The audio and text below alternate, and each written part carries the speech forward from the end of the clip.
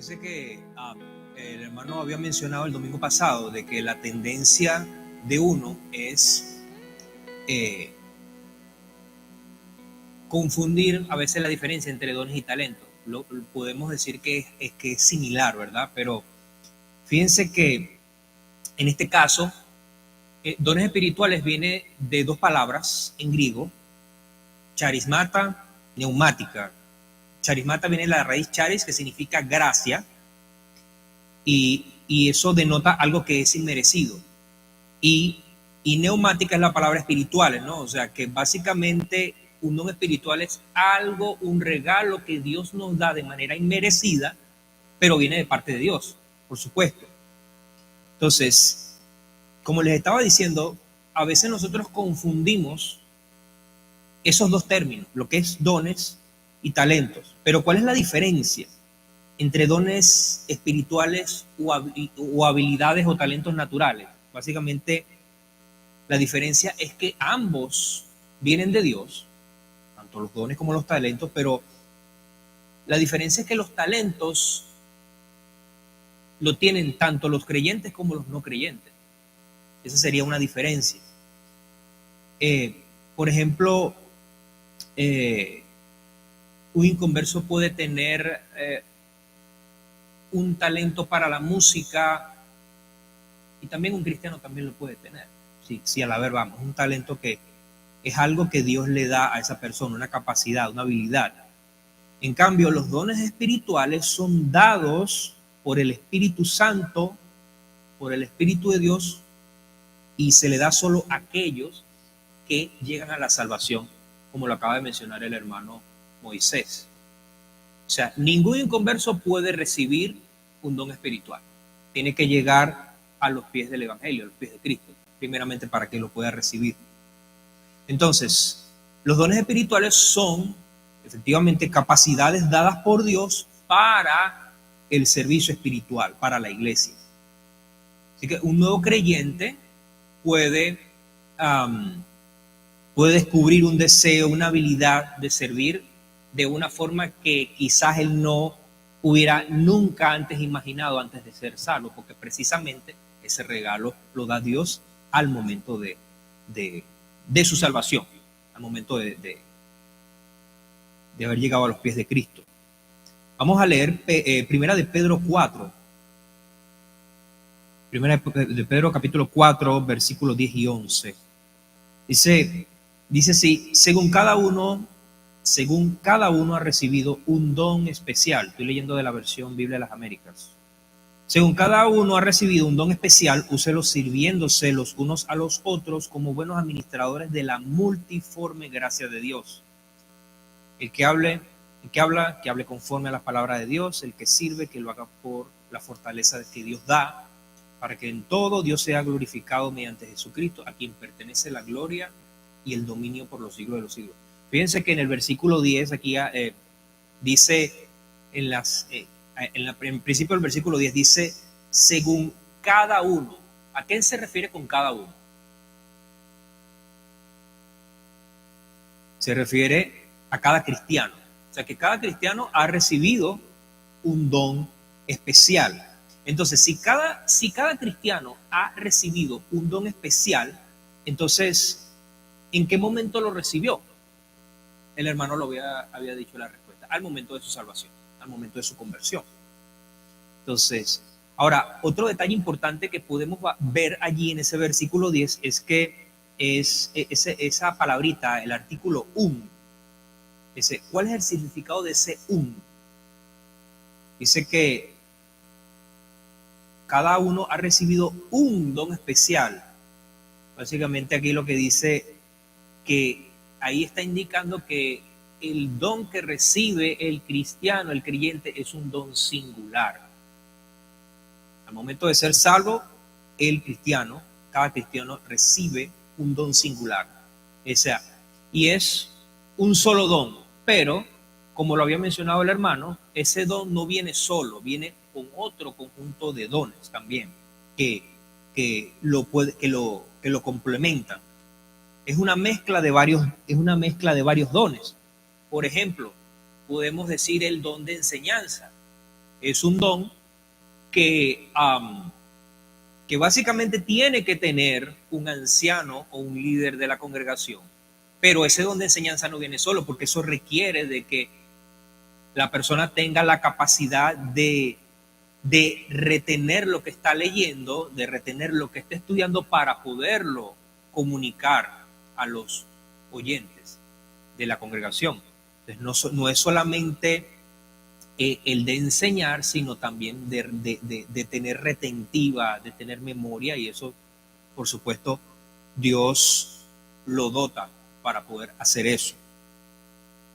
Hay una cita de John MacArthur, él dice, y cito, lo ideal es ver el don de una persona como una mezcla única de las categorías de dones concedidas a ese individuo en conexión con su personalidad y experiencia y las necesidades de la iglesia.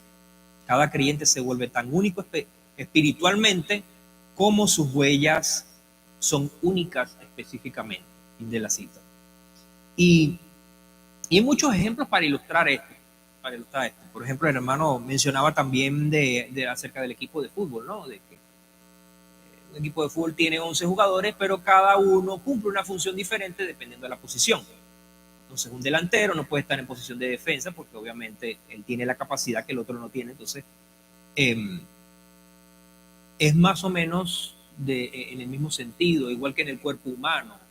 Obviamente el cuerpo humano está constituido por diferentes partes y una mano no puede hacer lo que no, la mano no puede hacer la función de un pie, o la nariz no puede hacer la función de un oído. O sea, cada órgano, cada parte del cuerpo hace una función diferente. Y por eso es que constantemente en las escrituras se habla de que la iglesia precisamente es un cuerpo y está compuesta por muchos miembros. Cada uno tiene sus dones únicos para diferentes ministerios dentro de la iglesia. Y todo cristiano necesita verificar y conocer a fondo sus dones. Y especialmente para aquello que está haciendo, para lo cual ha sido dotado. Ahora, viendo por otro lado, ¿cuál sería el propósito de los dones espirituales? El propósito como tal. Vamos a ver un par de versículos. Primera de Corintios 12, versículo 7, y Primera de Corintios 14, versículo 12. Primera de Corintios 12, 7, dice así, dice, pero a cada uno se le da la manifestación del Espíritu para el bien común. Primera de Corintios 14, 12 dice, así también ustedes, puesto que anhelan dones espirituales, procuren abundar en ellos para la edificación de la iglesia. Entonces, como acabamos de leer en esos versículos, el propósito de los dones espirituales es para ministrarnos los unos a los otros, para la edificación del cuerpo de Cristo. Pastor MacArthur habla de que básicamente Dios nos da a nosotros esos dones para otros. Eso no es para un fin personal o para un fin egoísta, es para servir a otros dentro del contexto del cuerpo de Cristo, de la iglesia. Eso es más o menos lo que vimos el domingo, lo que se vio el domingo pasado, ¿no? Entonces, pero vamos a ver un poco más a detalle cuáles son esos dones y cuántos dones hay. Y lo vamos a categorizar de tal manera que podamos entenderlo un poco en el tiempo que nos queda.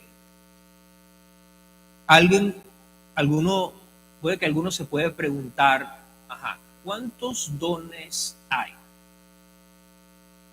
Y en realidad, cuando nosotros escudriñamos la escritura, Dios no hay una lista precisa, no hay una lista, como quien dice, exhaustiva de, mira, son tantos dones los que Dios provee para la iglesia. No, sin embargo, hay que tener un poco de cuidado al definir cuáles son esos dones. Y no añadir algo que no corresponda. Por ejemplo, que el de nosotros calificar algo como un don, pero no es un don. Y les explico por qué. Por ejemplo, en Efesios 4, si lo pueden buscar, Efesios 4:11.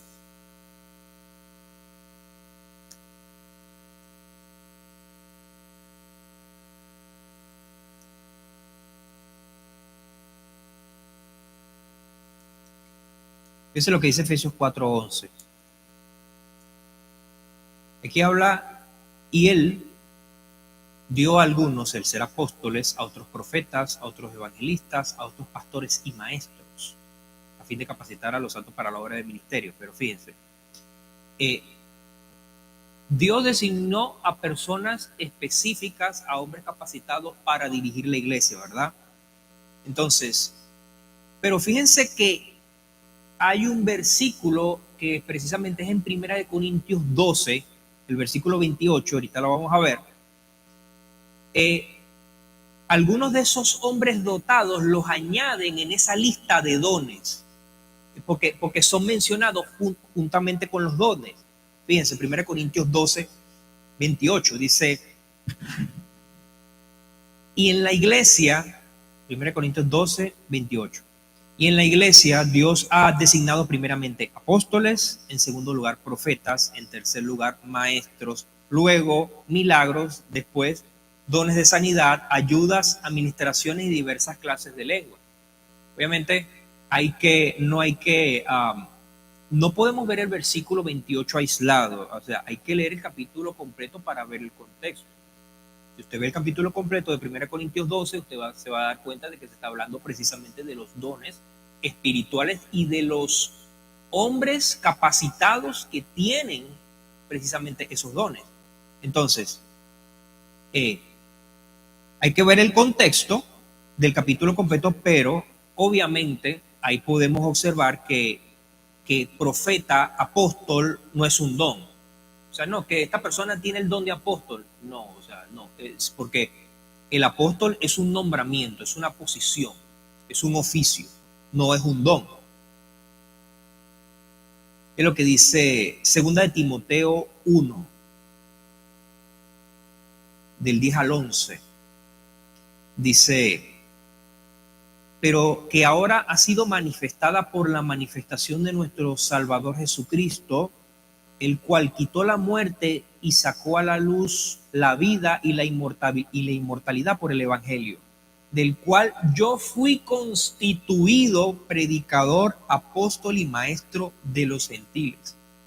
Hay una evidencia de Pablo afirmando de que él fue constituido de parte de Dios como apóstol. Es un nombramiento, no es un don. Por supuesto, estos hombres eran probablemente los que están designados, eran probablemente más fuertes en estos dones espirituales como el conocimiento, la enseñanza, el liderazgo. Eso por una parte. Ahora, en la guía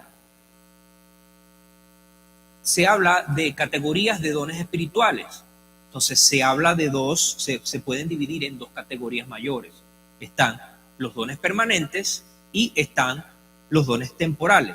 Y básicamente esta división se hizo para separar los dones que no están activos hoy y los demás, y el otro grupo existieron solo en los tiempos de la iglesia primitiva, los temporales, y vamos a ir mencionando y definiendo cada uno de ellos.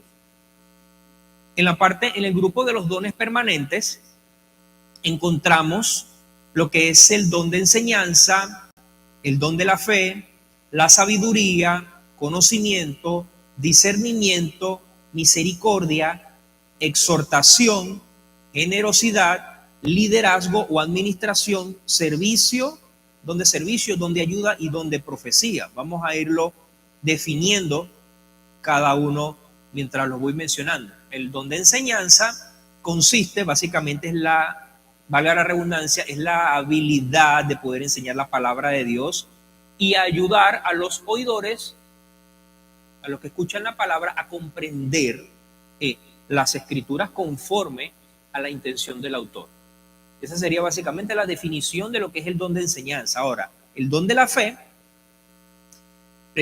básicamente es una fe consistente y capacitadora que realmente cree a Dios ante los obstáculos abrumadores e imposibilidades humanas. Pastor MacArthur llama a este don de fe el don de oración, porque ese don se expresa primordialmente hacia Dios a través de la oración. Se supone que todo creyente, todo cristiano debería tener esos dones. Lo que pasa es que dentro del cuerpo de Cristo hay personas que tienen ese don un poquito más desarrollado, o Dios le da una medida de don un poco más alto. Está el don de sabiduría. El don de sabiduría es la habilidad de aplicar el conocimiento, y eso se obtiene por medio de la palabra, revelación espiritual a los creyentes. Básicamente es conocer lo correcto y lo incorrecto. Está el don de conocimiento, que es un entendimiento de los hechos en las escrituras, y desde la perspectiva humana, el don de conocimiento es la capacidad de saber las verdades de las escrituras tanto de manera amplia como profundamente. Eso es lo que quiere decir el don de conocimiento. Uno que es bien importante también, sin menospreciar a los otros, es el de discernimiento, y es la habilidad de reconocer cuáles cosas son del espíritu y cuáles no. O sea, es distinguir, tener la capacidad de distinguir la verdad del error. Y esto es importante porque este don sirve de protección a la iglesia. Y los líderes, los ancianos, los pastores dentro de la congregación deben tener este don de discernimiento con mayor grado. Otro don es el don de misericordia. Este don es la habilidad de mostrar profunda compasión a aquellos que tienen necesidades espirituales o necesidades físicas o emocionales. El don de misericordia. Está el don de la exhortación, que es la habilidad de alentar, habilidad de motivar. Una persona con este don puede unirse a otra persona para consolarle en amor, alentarle a que la persona tenga un compromiso espiritual más profundo y a su crecimiento espiritual. Y, por ejemplo, en este don de exhortación, eso sería importante para alguien que esté o que vaya a ejercer un ministerio de consejería dentro de la iglesia. Es importante que tenga ese don desarrollado, ¿no? En la parte de consejería. Hay otro don que es el de la generosidad o liberalidad. Básicamente este hace referencia directa al ministerio, lo que es material, en lo que es el donar comida, el estar dispuesto a ayudar a cualquier miembro que esté pasando necesidad, pendiente de, bueno, si esa persona le hace falta algo, bueno, darle sustento, darle alimento. Tiene que ver con todo lo material, básicamente, la generosidad, respondiendo a las necesidades de la iglesia. Está el don de administración, o también se le llama don de liderazgo, que es la habilidad de supervisar el rebaño de la congregación. Y por supuesto, este don también debe ser uno de los que debe ser exhibido por los pastores, por los ancianos y demás líderes dentro de la congregación. Está también el don de servicio, que es trabajar para el cuerpo de Cristo en áreas de mantenimiento físico, servir comida, limpieza, realizar mantenimiento a nivel de estructura también. Está el don de ayuda, que es la habilidad de ayudar, valga la redundancia, en tiempo de necesidad, y de llevar la carga unos a otros cuando surja cierta situación. Y por último, dentro de esta categoría está el don de profecía. Y aquí me voy a detener un poco porque porque muchas veces este don puede causar un poco de confusión y quizá algunos van a opinar al respecto, ¿no? Pero, y la cosa es que muchos piensan de que este don básicamente tiene que ver, se refiere a predecir el futuro. Y sí, en parte sí, sí tiene que ver, pero no solamente significa eso. Sin embargo, la palabra profecía literalmente en el original significa contar adelante. Es decir, hoy en día sabemos que las escrituras, ya el canon está cerrado. Perdón. Hoy en día, al estar completas las escrituras, esa parte de predecir el futuro, lo que va a pasar, ya eso cesó. Ya eso no va a ocurrir más. Hoy en día, hoy una persona que tiene el don de profecía cuenta, predica y declara la palabra. En ese sentido, es que nosotros fungimos como profetas. Gracias. En ese sentido, nosotros podemos fungir como profetas porque, de hecho, nosotros no, déjame explicar un poquito mejor. Nosotros no somos profetas de asignación o de oficio, sino que simplemente uno está haciendo la función de profeta en el sentido de que estamos declarando, predicando la palabra. Es en ese sentido que nosotros somos profetas, pero no de que podemos predecir algo que Dios automáticamente va a revelar a nosotros, a un pueblo, porque ya todo está revelado. Es en ese sentido.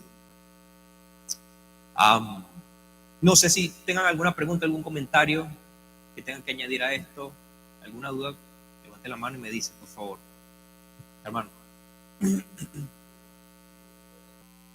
Así es, no hay más nada que añadir a eso. Espero que se haya entendido ese punto. Pero ese don está vigente, el don de profecía, precisamente el hecho de que nosotros como cristianos somos profetas en que estamos hablando de la palabra a la gente, en ese sentido. Ahora, la otra categoría, los dones temporales. Básicamente el Espíritu Santo en el tiempo de la iglesia primitiva, él dio dones temporales básicamente con ciertos propósitos para confirmar el testimonio de los profetas y los apóstoles. Y como les acabo de mencionar, estos dones fueron prevalentes en la iglesia primitiva, pero ya dejaron de ser evidentes ya cuando la iglesia se estableció, ya cesaron. Y estos dones temporales son el don de milagros, el de sanación, el de lenguas y el de interpretación de lenguas. Entonces, el don de milagros básicamente es la habilidad de hacer maravillas, de hacer señales. ¿Quién es el ejemplo supremo de hacer maravillas y señales? Jesucristo, el Evangelio. Todos los evangelios hablan de todas las cosas que él hizo, los milagros. Realizó muchos milagros que están registrados en la Escritura.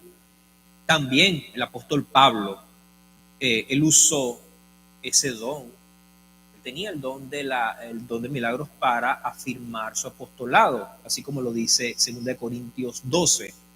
2 Corintios 12, se lo voy a leer. Dice: con todo, las señales del apóstol han sido hechas entre vosotros en toda paciencia por señales y prodigios y milagros. Entonces, también podemos mencionar que de que el otro don, que es de sanación, puede entrar en el contexto de los milagros, ya que una sanación básicamente es un milagro, ¿no? Y uno de los que tenía ese don, si buscamos algún ejemplo bíblico, era Pedro, el discípulo Pedro. Y eso lo podemos ver, una evidencia de eso, lo que dice Hechos 3, versículos 6 y 8. Se lo voy a leer. Dice: mas Pedro dijo: no tengo plata ni oro, pero lo que tengo te doy. En en el nombre de Jesucristo de Nazaret, levántate y anda. Y tomándole por la mano derecha, le levantó, y al momento se le afirmaron los pies y tobillos, y saltando se puso de pie y anduvo y entró con ellos en el templo, andando, saltando y alabando a Dios. Pero Pedro, con este don, él afirmó el mensaje de la palabra y ayudó en cierta manera a estabilizar la fundación de la iglesia. Parece que el detalle es que hay muchos que creen que esos dones temporales están activos aún.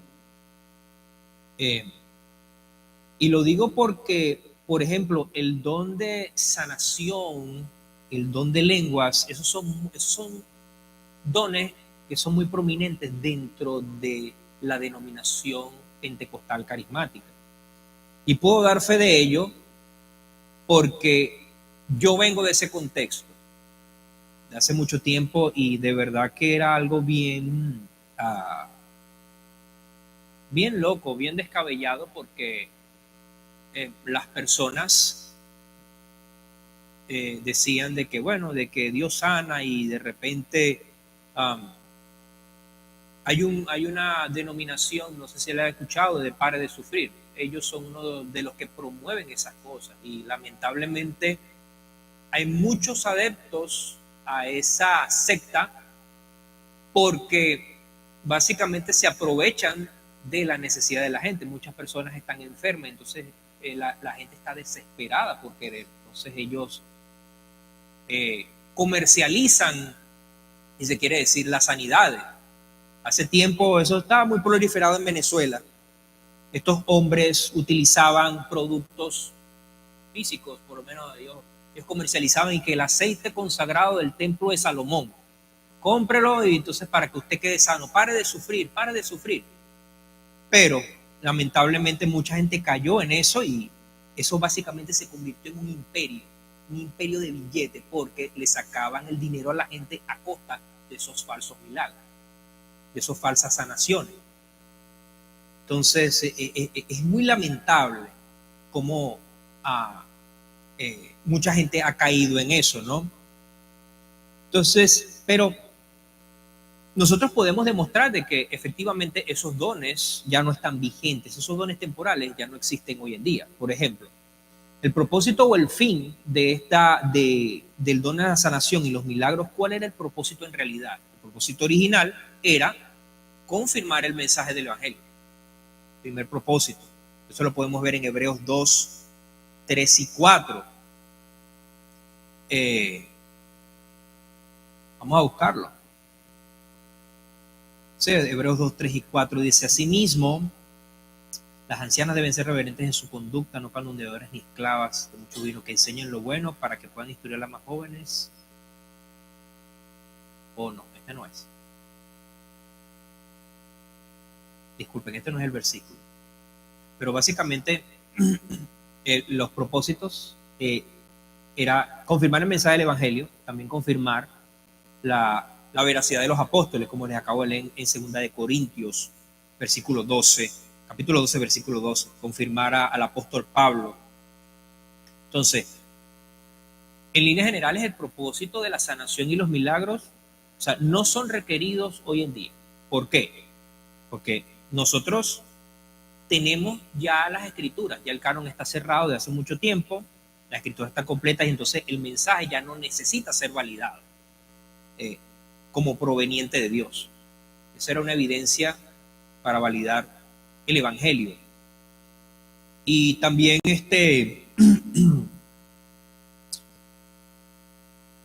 y como otra de las razones es que como la posición de apóstol ya ha cesado, ya esos dones no son requeridos como para afianzar una autoridad o para afianzar o atestiguar la autoridad de los apóstoles, porque ya no los hay. Entonces ya ese verso, lo que es el don de sanación en los tiempos de la iglesia primitiva, el uso de ese don, hay varias características que son muy evidentes. Por ejemplo, ¿Qué características tenía la sanación en ese tiempo? Bueno, que era instantánea, era una sanación que era completa y era permanente. Y ellos, el que tenía ese don sanaba ceguera, sanaba parálisis, y hay evidencias. Marcos 1:42, Mateo 14:36. Otra característica del uso del don de la sanación es que también la cura como tal, el que era curado,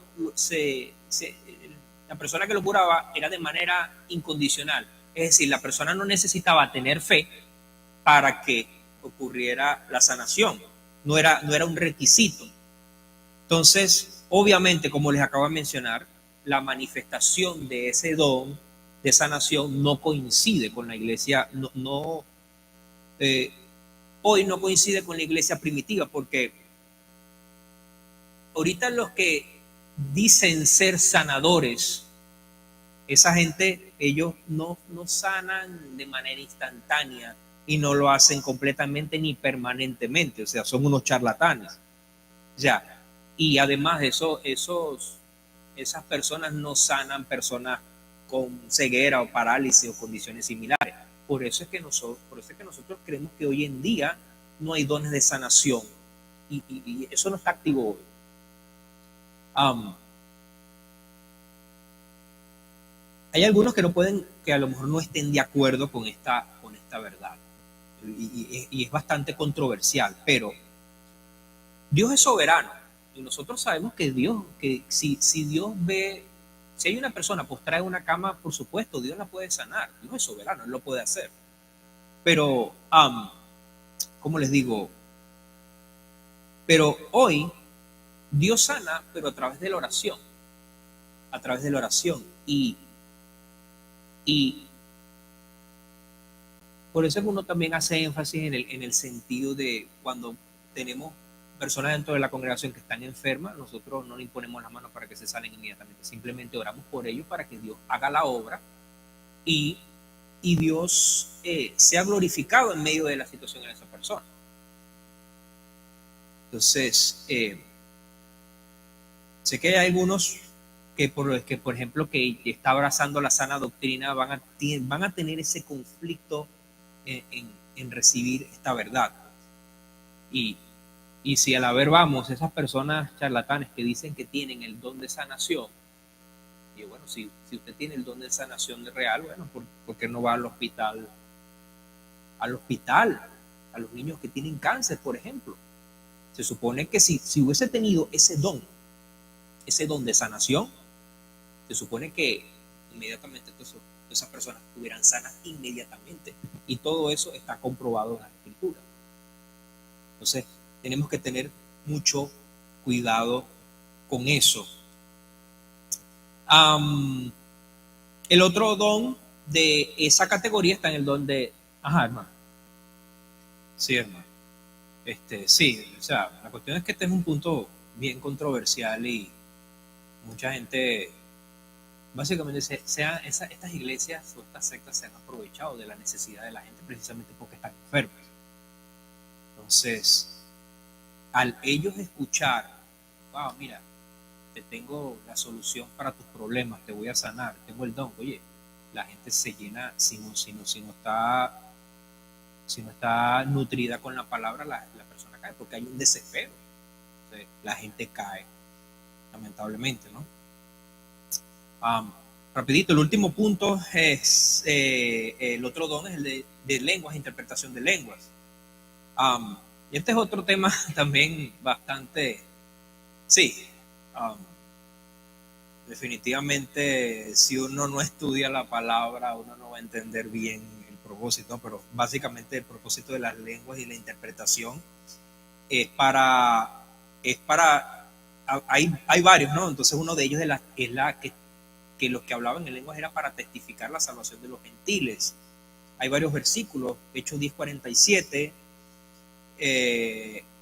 También este don era también una señal para los judíos incrédulos. Y el otro propósito de las lenguas era para dar una palabra de parte de Dios. para edificar la iglesia. Por supuesto, ese don no es requerido hoy en día. ¿Por qué no es requerido? Porque el uso de las lenguas como una señal eh, a los judíos era para confirmar la aceptación de los gentiles en la iglesia. Y ya eso no es requerido el día de hoy. Y otra razón, otro propósito es que ya nosotros tenemos las escrituras. Ya no hay nada que demostrar. O sea, la escritura, la Biblia es completa y suficiente. Ya una palabra de parte de Dios a una persona por lengua ya no es necesario. Ya no es necesario. Y es triste porque muchas personas dicen que por no tener este don de lenguas, ya automáticamente no. Tú no hablas en lenguas, no tienes el Espíritu Santo. Y es un gran error. Sí. Sí, o el bautismo del Espíritu. No, que tiene que hablar a juro en lenguas para que, entonces, imagínense la herejía, ¿no? El error garrafal que eso conlleva. Y fíjense, si uno analiza un poco este don de lenguas, o sea, el uso que se le daba en la iglesia, durante la iglesia primitiva era básicamente, eran lenguas que eran conocidas, primero, y había un orden porque tenía que ser regulada, o sea, era uno, dos, máximo tres personas y tenía que tener un traductor, o sea, no era así a lo loco. Y fíjate, por lo menos, lo digo porque vengo en ese contexto, la manifestación de los dones de las lenguas hoy en día, o sea, no coincide, diametralmente opuesto a lo que pasaba en la iglesia primitiva. Porque fíjense, dentro del movimiento carismático pentecostal, el hablar en lengua, eso era fuera de control. Te ponen a hablar lo que te eras allí, entonces hay uno que está y que traduciendo, y no, eso es un desorden, pues. O sea, y en realidad, ese don de lenguas es un disparate, pues es algo que es incomprensible para muchos y hecho por muchos, lamentablemente, en estas iglesias carismáticas.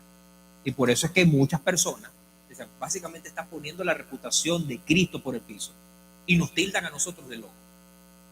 Entonces, es tremendo, pues. Y, o sea, hay algunos que, como decía el hermano, creen en el bautismo del Espíritu Santo, que tiene que ser a juro acompañado por don de lenguas, y eso no es así, eso no es verdad. Y eso supuestamente es una evidencia de una salvación verdadera, y que no. Entonces, wow. Entonces, es fuerte, es fuerte. Bueno, ya se nos. Ah, no. Sí, eso es bastante, eso es bastante común, pero ante eso nosotros tenemos que tener también, tener amor, compasión por ellos, porque uno no puede decir tampoco que no son salvos por el hecho de que ellos crean eso, ¿no? ¿Me entiendes?